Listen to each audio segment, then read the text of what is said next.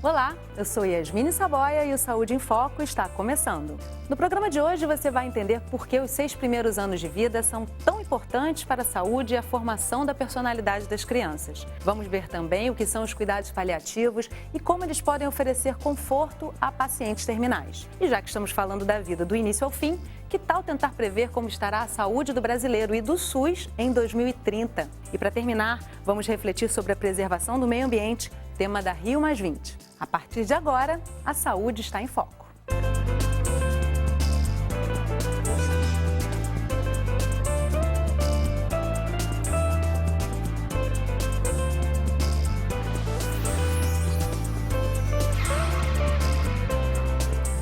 Jogar bola de gude, brincar de boneca, ter um único compromisso: ser criança.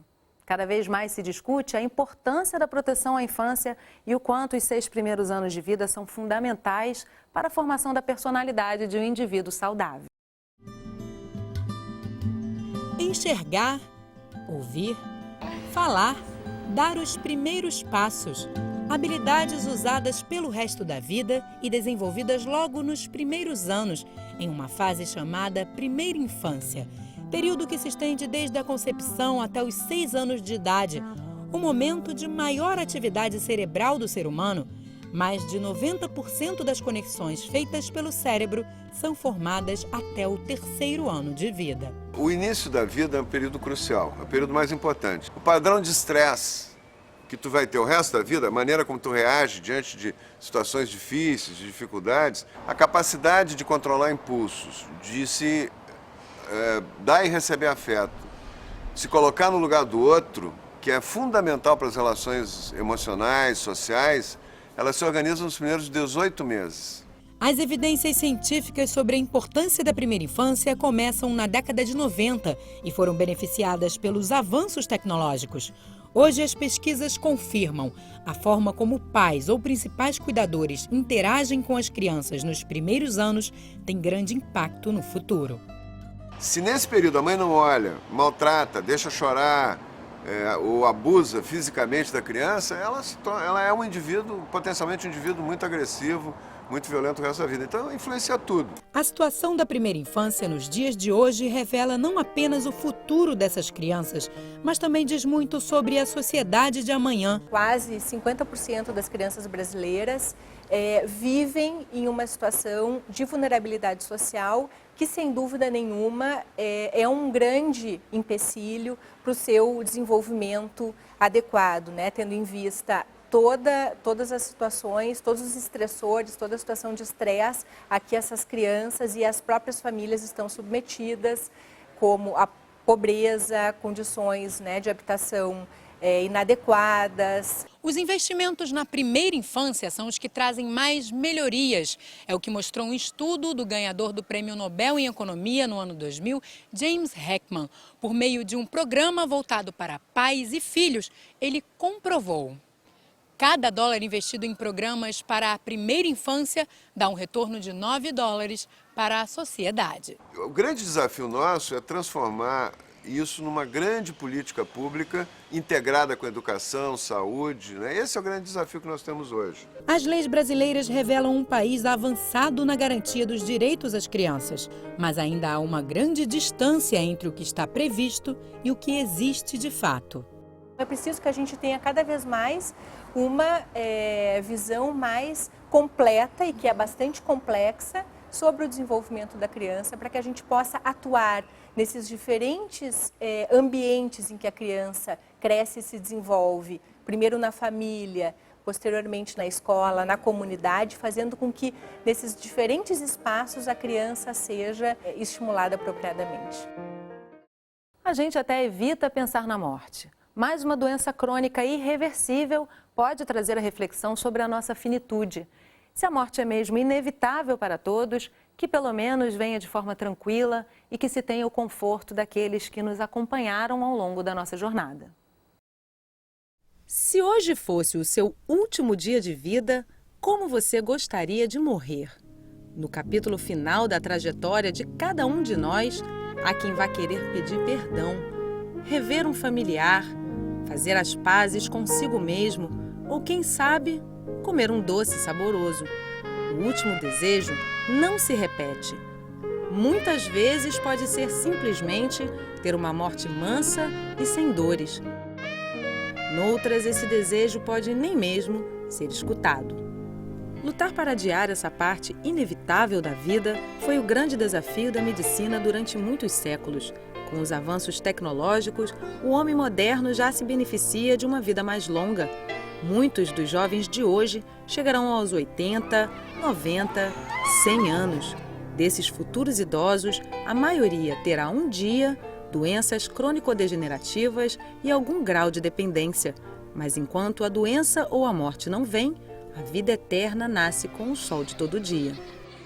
O reconhecimento de que a vida tem um fim é muito importante para a valorização de cada instante que se vive, né? Então, a ideia de que a vida não tem fim, né, é uma espécie de desqualificação dos instantes. A gente pode até não querer olhar ou negar, né, usar algum recurso para não enfrentar.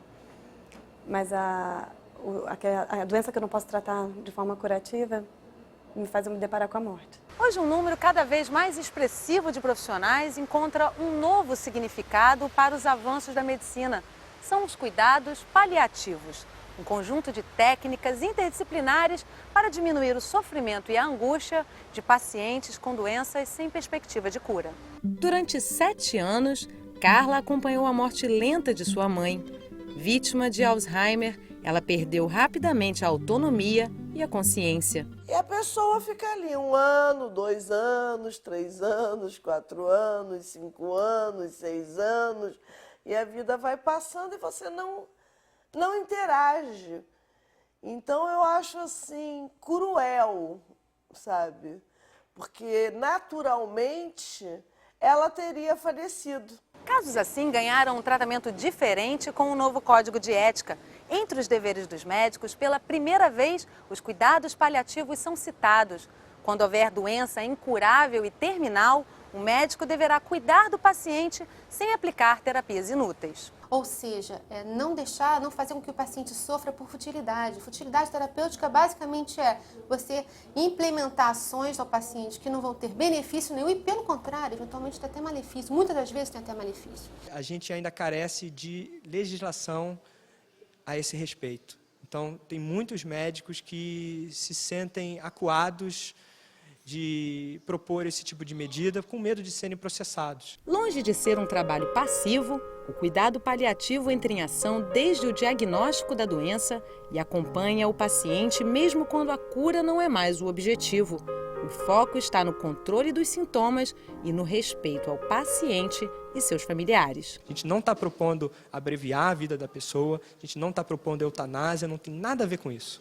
A gente está propondo medidas de conforto, né, e aceitar o momento da morte da pessoa. No Brasil, existem pouco mais de 40 hospitais com serviços de cuidados paliativos. Apesar de cada vez mais necessários para garantir conforto e humanidade no fim da vida, esses cuidados ainda não contam com o número necessário de profissionais. Faltam cursos de especialização e pessoas dispostas a encarar a morte não mais como um fracasso da medicina, mas como uma parte inevitável e inegável da vida. O SUS tem pouco mais de 20 anos. Quando foi criada, a expectativa de vida do brasileiro era de 68 anos. Hoje já está em torno de 73. E em 2030, a previsão é de que chegue a 78 anos. Com mais idosos, as doenças crônicas tendem a se tornar mais comuns. Diante de um futuro com essa previsão, será que o SUS aguenta o desafio?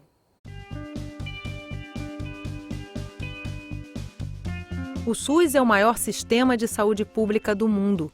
Todos os mais de 190 milhões de brasileiros usam o Sistema Único de Saúde em algum momento, seja nas campanhas de imunização, no mais simples atendimento ambulatorial ou nos serviços de alta complexidade, como os transplantes de órgãos. Consolidado pela Constituição de 1988, o SUS inaugura no Brasil o conceito de sistema integral, universal e igualitário de saúde. Surge num contexto importante de redemocratização, de mobilização da sociedade para a ampliação dos direitos sociais de uma forma mais, mais ampla, né, e da saúde em particular, né. E é, de fato, uma reforma radical, né, no modelo de proteção social em saúde que tínhamos até aquele momento, né, onde o direito ao acesso à saúde estava condicionado à inserção das pessoas no mercado de trabalho. Para alcançar o objetivo de atender a toda a população de um país continental como o Brasil, o SUS tem como princípio a regionalização e a descentralização. Assim, o sistema se adequa às necessidades de cada um dos mais de 5.000 municípios brasileiros.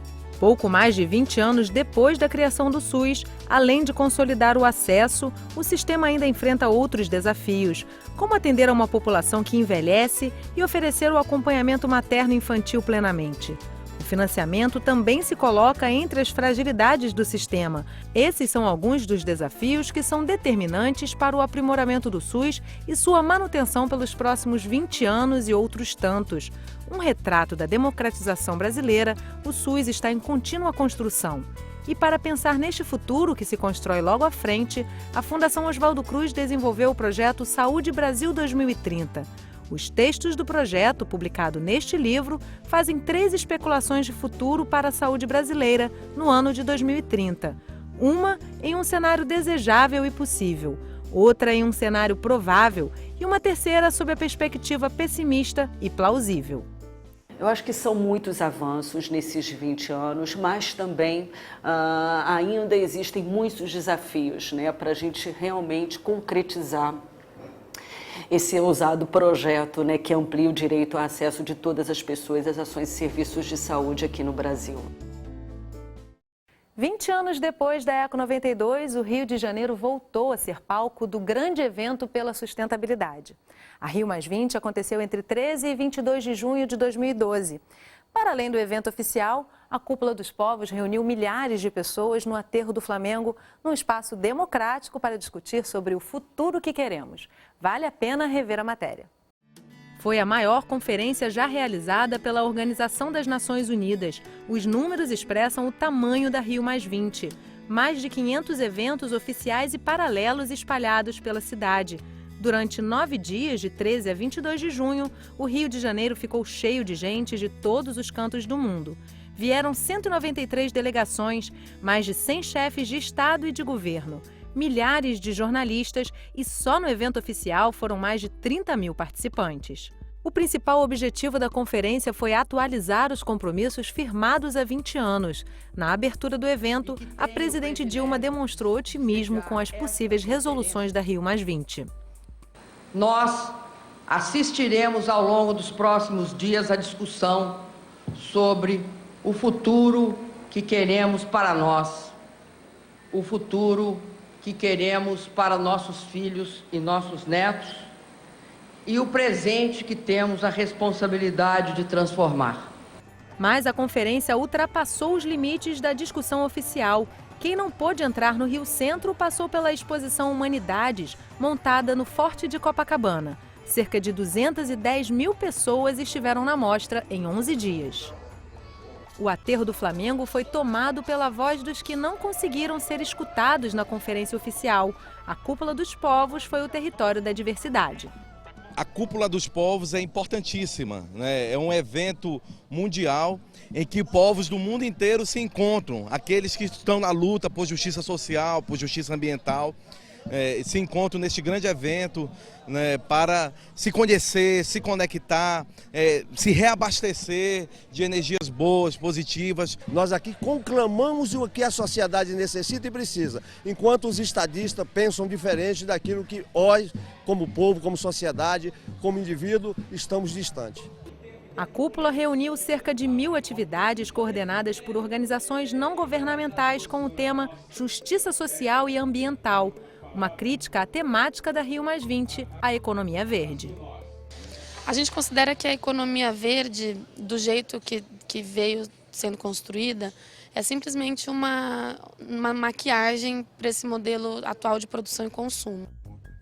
Ao fim de mais de uma semana de debates no Rio Centro, foi aprovado o documento oficial, que ganhou o título O Futuro que Queremos. não foi aprovada a proposta de criação de um fundo anual de 30 bilhões de dólares para ajudar as nações mais pobres. O Programa da ONU para o Meio Ambiente, o PNUMA, foi fortalecido, mas não se tornou uma agência independente, o que daria mais estrutura para defender a natureza. Entre os compromissos, a erradicação da pobreza, a data de 2015 para adotar os Objetivos de Desenvolvimento Sustentável e a redução de incentivos fiscais aos combustíveis fósseis. No encerramento da conferência, a presidente Dilma Rousseff ressaltou que a Rio+20 é só mais um passo a caminho da sustentabilidade. A Rio+20 é um ponto de partida. É o alicerce de nosso avanço. Não é o limite, nem tampouco o teto do nosso avanço. O Saúde em Foco dessa semana fica por aqui. A gente se vê no próximo programa. Até lá!